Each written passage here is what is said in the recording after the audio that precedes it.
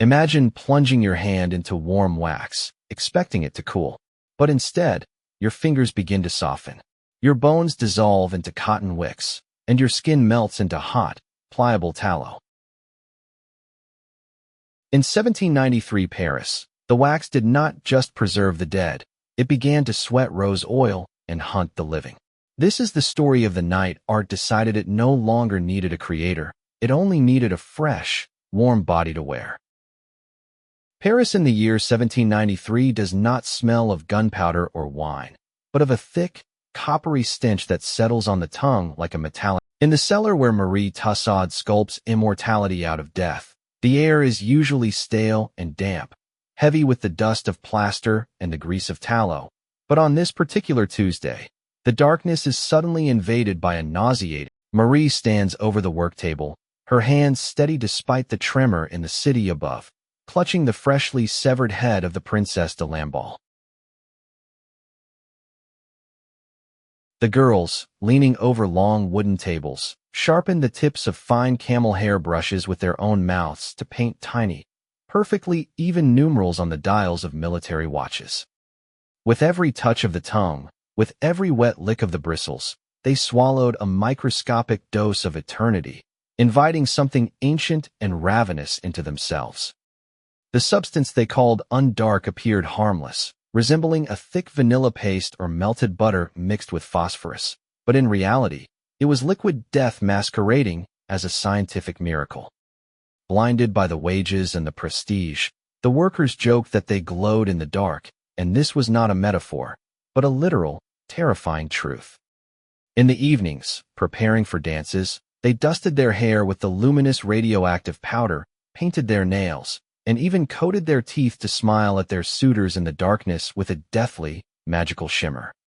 They did not suspect that the material did not merely settle on their skin like cosmetics, but was beginning to claim their bodies as its lawful property, seeping through pores and mucous membranes into the very depths of their organism.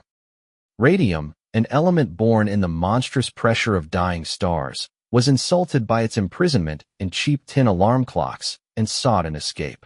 It found a new, more worthy vessel, living human bone. The bodies of these young women, deceived by the chemical similarity between radium and calcium, made a fatal error, welcoming the invader as building material. Cells greedily absorbed the glowing poison, weaving it into the structure of the skeleton, replacing strong, living tissue with unstable, energy-radiating matter. While the girls laughed and discussed plans for the weekend, a quiet, irreversible alchemy was taking place inside their femurs, jaws, and spines. Their skeletons were transforming into living batteries charged for thousands of years to come, and their bone marrow began to boil in its own juices, irradiated from within with an intensity no living organism could withstand. The factory was not a workplace, but an incubator for a new form of life, where human flesh became nothing more than a temporary, rapidly rotting wrapper for immortal light. The first undeniable sign of the transformation manifested not on the factory floor, but in the quiet, tile-lined intimacy of a bathroom sink, under the flickering hum of a solitary electric bulb. Amelia, the dial-painting floor's most celebrated artisan, stood over the basin, her hand trembling as she prodded a molar that had felt loose and achy for weeks. She expected the wet, organic squelch of decay, the smell of rot that had begun to plague the breath of her colleagues, a symptom the company doctors dismissed with a wave of their hands and a prescription for mouthwash. But when the object finally gave way, dislodging from her gum with a sickening lack of resistance, it did not fall with the dull, hollow thud of dead calcium. It struck the porcelain with a high-pitched, musical chime, the distinct and terrifying ring of a crystal goblet shattering against a marble floor. The sound was wrong, too hard, too sharp, and entirely inorganic. Amelia stared down into the drain, expecting a yellowed, black-rooted stump of bone. Instead, resting in the soapy water was a geometric impossibility.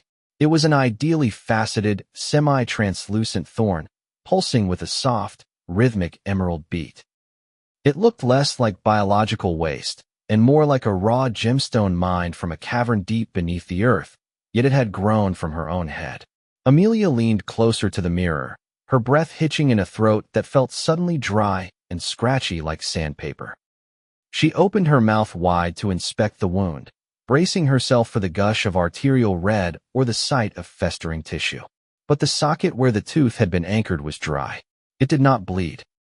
Instead, the empty space emitted a cold, steady greenish glow, a beam of concentrated radiation that illuminated the back of her throat and cast long, eerie shadows against her tonsils. It was as if a lantern had been ignited inside the hollows of her skull, lighting the flesh from the inside out like a paper shade.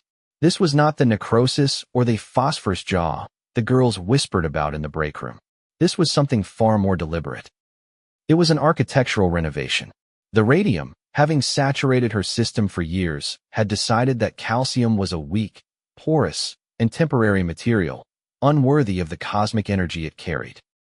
It was stripping the foundation of her skeleton and replacing it with something harder, colder, and infinitely more durable. The horror deepened as she pressed her tongue against her gums. The tissue felt hot, tight, and stretched, receding rapidly not because it was dying, but because it was getting out of the way. Beneath the soft pink flesh of her jawline, she could feel the bone shifting, knitting itself together into a solid, unyielding mass. The individual roots of her teeth were fusing, the mandible losing its natural porosity to become a dense, unified slab of living glass. The sensation was not painful in the traditional sense. It was a feeling of immense, crushing pressure, as if her face were being held in a vice that was slowly tightening, forcing her anatomy to conform to a new, alien blueprint. The taste in her mouth changed from the metallic tang of copper to something electric, the ozone taste of a thunderstorm trapped behind her lips. She tried to close her mouth, but the jaw hinge clicked with a mechanical precision, a grinding friction of glass on glass that vibrated through her inner ear. Panic usually brings a flush of heat, but Amelia felt only a deep, settling cold. She realized with a jolt of nausea that the light was not just in the socket. It was behind her eyes, filtering through the thin skin of her eyelids. The heavy, lethargic ache she had felt in her limbs was not rheumatism, as the company physician had claimed. It was the weight of the transmutation. Her skeleton was becoming heavy, dense, and precious. The darkness of the bathroom seemed to retreat from her, not because of the overhead bulb, but because she was becoming a source of illumination herself. She was no longer just a painter of time. She was becoming the clock itself, her biology rewritten to tick down a half-life of 1,600 years.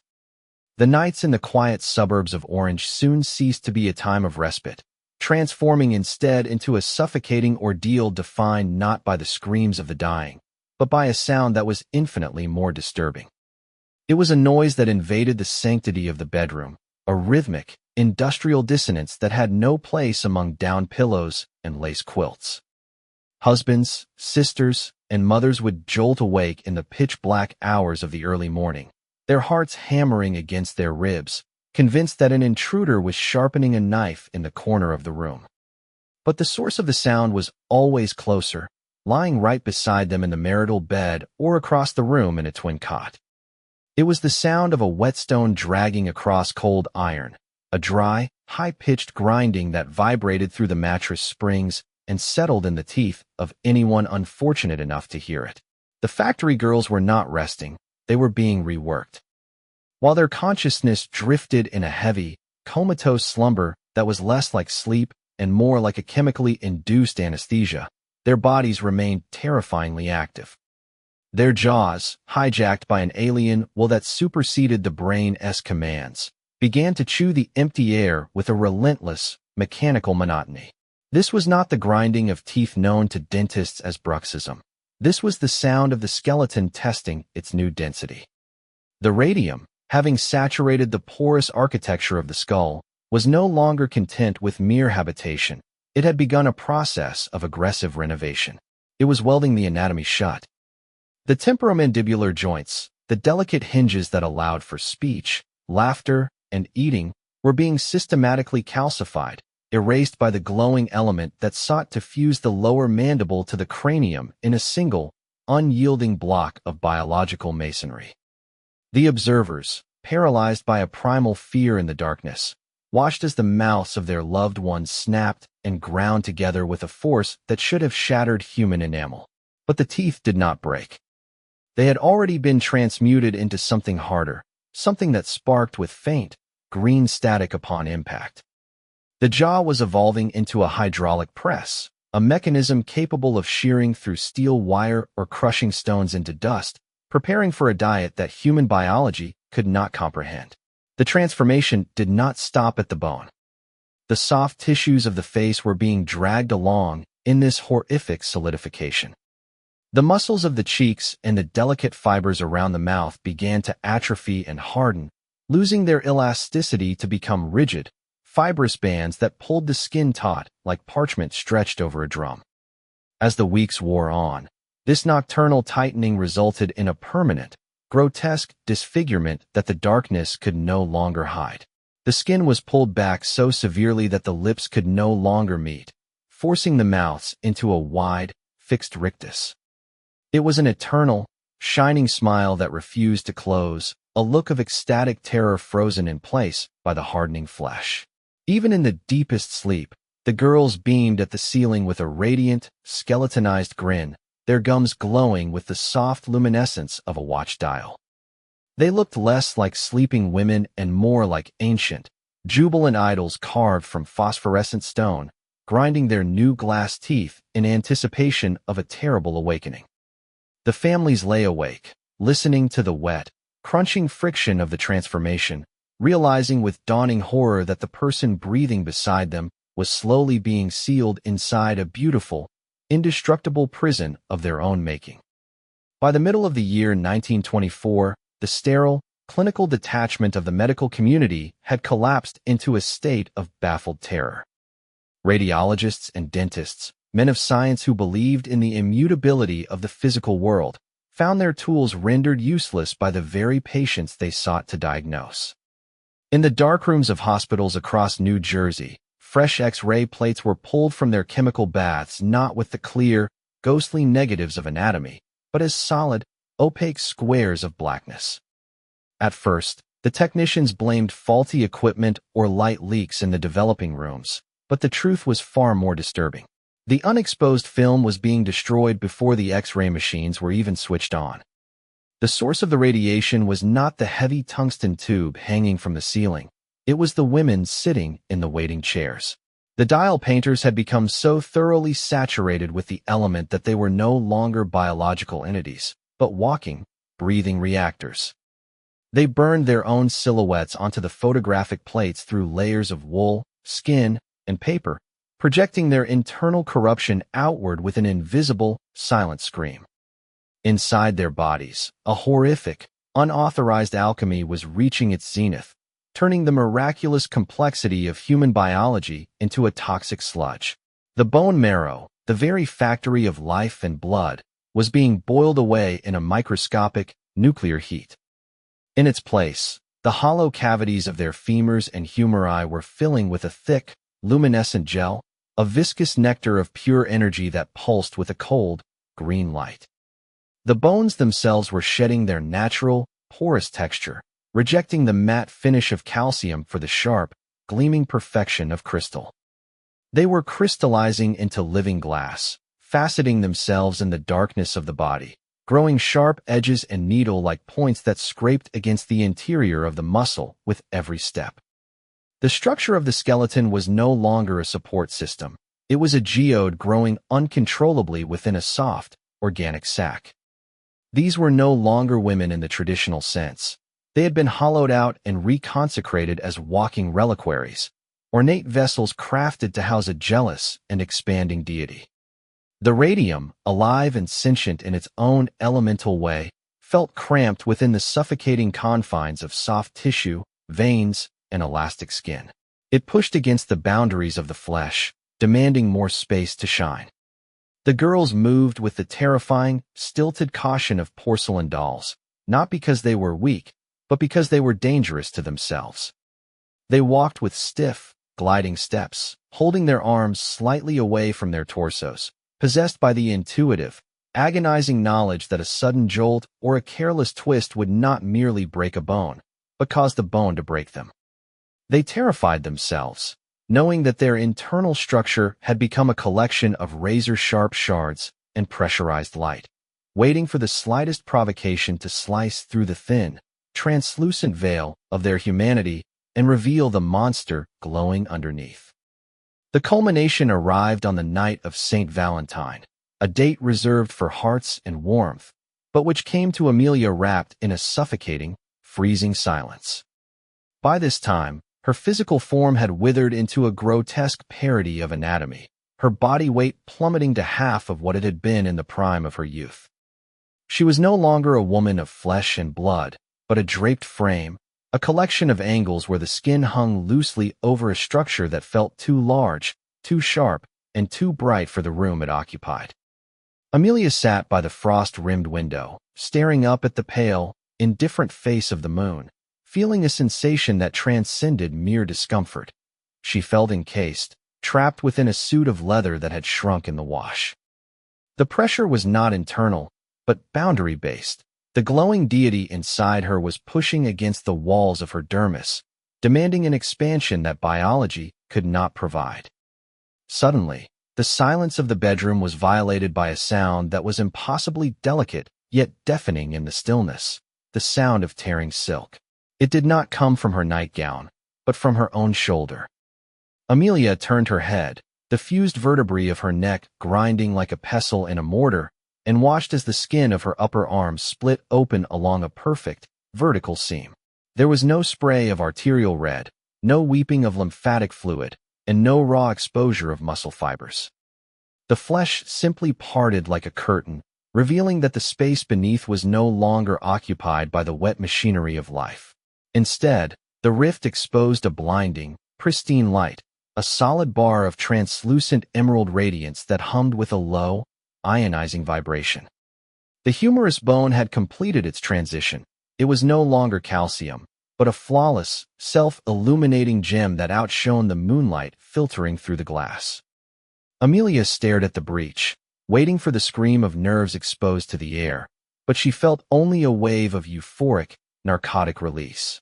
It was the sensation of a corset being unlaced after a century of breathless tightness. With a trembling hand that looked like a withered claw, she reached up and took hold of the loose flap of skin hanging from her shoulder. It felt dead and foreign, like the pelt of an animal she was no longer related to. With a slow, deliberate motion, she began to pull. The sound was wet and heavy, like sodden wallpaper being stripped from a rotten wall, as she peeled the gray, exhausted husk of her humanity away from the truth beneath. She stripped the flesh from her arm, then her chest, shedding the organic prison in long, damp strips that fell to the floor with heavy slaps. She did not bleed, she shone. With every inch of skin removed, the room grew brighter, bathed in a cold, radioactive green glare that cast no shadows, only stark, high-contrast illumination. She was revealing the masterpiece that the radium had been sculpting in the dark for years, a skeleton of living glass and fire that required no breath and feared no decay. Across the quiet neighborhoods of New Jersey, the domestic peace was shattered not by explosions, but by sudden, silent eruptions of light. Neighbors standing on their porches or peering through their curtains gasped as the windows of certain houses flared with a brilliance that rivaled the sun, glowing with a fierce, unnatural green intensity that pierced through blinds and shutters. It was not a fire, and it was not electricity. It was a mass emergence. In bedrooms across the city, the butterflies were finally tearing through their cocoons, discarding the dull, rotting shells of girls named Amelia, Grace, and Catherine to reveal the eternal, burning things they had finally become. The world soothed itself with a comfortable, sanitized lie, burying the horror under medical jargon and sealed court settlements. The newspapers and the judges called it necrosis of the jaw, a tragic but ultimately biological failure caused by occupational hazards. They labeled it radiation sickness, a diagnosis that implied a passive, withering death, a fading away of life into dust. But the truth was far too bright and too terrible to be printed in the morning gazettes. When the funerals were held, The families were told that the coffins had to be lined with thick, heavy sheets of lead for the sake of the public good. The official narrative claimed this was a necessary precaution to protect the groundwater and the soil from contamination, to keep the poison from leaching into the earth. But the undertakers, sweating as they lowered boxes that weighed as much as bank vaults, knew that the lead was not there to keep the poison in. It was there to keep the occupants down. The heavy gray metal was not a shield for the environment. It was a prison cell for the immortal. Those who lowered the girls into the clay of East Orange were trying to silence a phenomenon that refused to cease. They were burying energy that had no concept of death. Beneath the 6 feet of wet, heavy soil, inside the dark, airless confinement of the lead-lined caskets, there is no peace. There is no decomposition. The flesh, the skin, and the organs have long since sloughed away, dissolving into a radioactive slurry that coats the bottom of the box, but the skeletons remain. They are perfect, crystallized structures of emerald glass, glowing with a fierce, unwavering intensity that lights up the interior of their leaden tombs like the inside of a reactor core. They are not dead, for they are no longer human. They have become elemental entities bound to the laws of physics rather than biology, and the element that defines them has a half-life of 1,600 years. This is the duration of their sentence, and they have barely begun to serve it.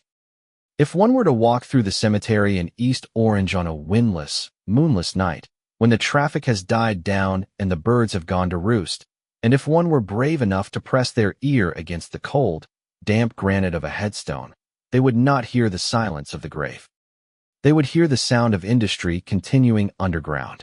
It is a faint, rhythmic sound, vibrating up through the dirt, a wet, persistent scratching.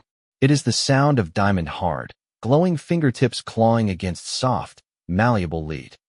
It is the sound of glass teeth gnawing at the soldering of the lid. They are awake, they are conscious, and they are working. They do not sleep, they do not tire, and they do not forget. They are slowly, patiently scraping away the barrier that separates them from the world that used them and discarded them. They are tunneling upwards, inch by agonizing inch, driven by a desire to share their light with the living. They are coming back to return the favor, to deliver a final, blinding embrace to the society that turned them into monsters. One night, the grass above the graves will not just wither, it will ignite with a cold green fire, and the earth will break open to reveal that the girls of the Dial Factory have finally finished their shift, ready to deliver their dazzling, deadly kiss to a sleeping world.